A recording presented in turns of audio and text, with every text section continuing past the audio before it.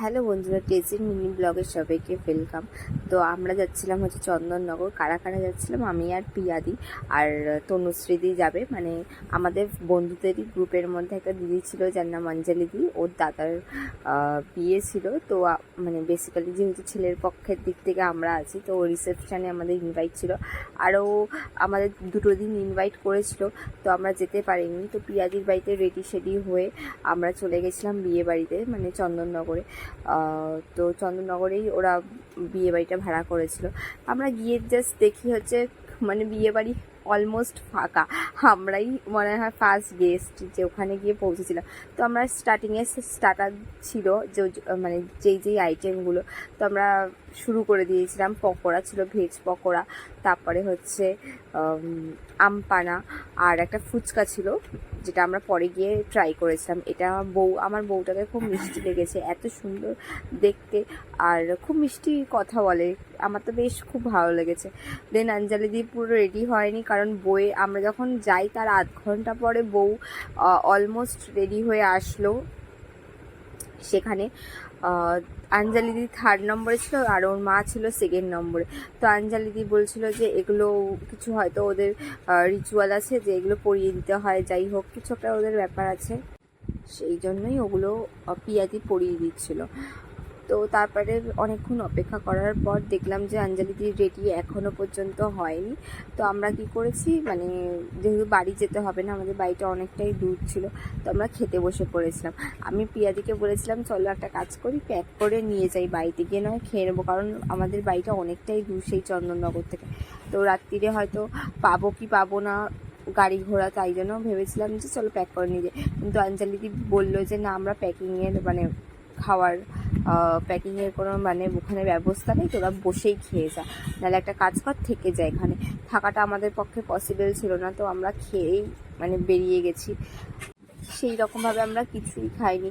আইটেমে অনেক কিছু ছিল, ভেজিটেবিল চপ থেকে শুরু করে ফ্রাইড রাইস, তারপরে চিকেন ছিল, মিষ্টি ছিল, আইসক্রিম ছিল, তারপরে ওই রাধা পল্লবী চানা মশলা, অনেক কিছু ছিল। তার মধ্যে আমরা একটুখানি ফ্রাইড রাইস খেয়েই বেরিয়ে পড়েছি, কারণ আর ইচ্ছা করছিল না। সেই গরমের মধ্যে খুব কষ্ট হচ্ছিল, যেটা সত্যি কথা বলতে। আইসক্রিমটাও আমি নিইনি, জাস্ট জল খেয়ে গেছি, 1 বোতল জল পুরো ঢকঢক করে খেয়ে গেছি। দেন আমার চন্দননগরের এই জায়গাটা, মানে এই ঘাটের যে সাইডটা আমার খুব ভালো লাগে, একটা পছন্দের জায়গা। মানে আমি এই নিয়ে 2বার যাচ্ছি, আমার বেশ এই জায়গাটা এতটা ভালো লাগে। আর পিয়াদির তো কাণ্ড, মানে কি বলবো। জাস্ট আমরা লঞ্চের যে টিকিটটা কাটতে হয়, ওই টিকিটটা কেটে জাস্ট ক্রস করছিলাম। এখানে 2টো কাকু দাঁড়িয়েছিল, আমার তো কাকুই হয়, তো মানে আমার তো কাকুই হবে, পিয়াদির জানি না কাকু হবে নাকি। পিয়াদি ওখানে বললো যে ভাইয়া জল আছে, তো ওরা তো বললো যে একটু জলটা দেবে, আমি খাবো। ব্যাস খাওয়া হয়ে গেছে। তো বলছে থ্যাংক ইউ কাকু। আর হচ্ছে এই তুমি কাকু বলছো কেন ওদেরকে? দাদা দাদা বলো, কাকু বলো না। তারপরে আমার তো সত্যি কথা বলতে আমার এই বেসিক্যালি এই পার্টটা না খুব ভয় লাগে, কারণ আমি এই নৌকার ওপর উঠে এপার থেকে ওপারে যাওয়া আমার খুব ভয় লাগে। তো আমি তো গিয়েই বসে পড়েছি। আমি পিয়াদিকে বললাম যে তুমি আমাকে হাত ধরে তুলবে, হাত ধরেই নেওয়াবে। আর নামানোর সময় ও কী করেছে, আগে নেমে গেছে। মানে এই লঞ্চের মধ্যে পুরো ফাঁকা, পুরো লোক ফাঁকা হয়ে গেছে, আমি একমাত্র মেয়ে জাস্ট বসে আছে। আমি নামিনি, আমি বসেই আছি। আমি বলেছি তুমি আমাকে যতক্ষণ না নামাবে আমি নামবো না।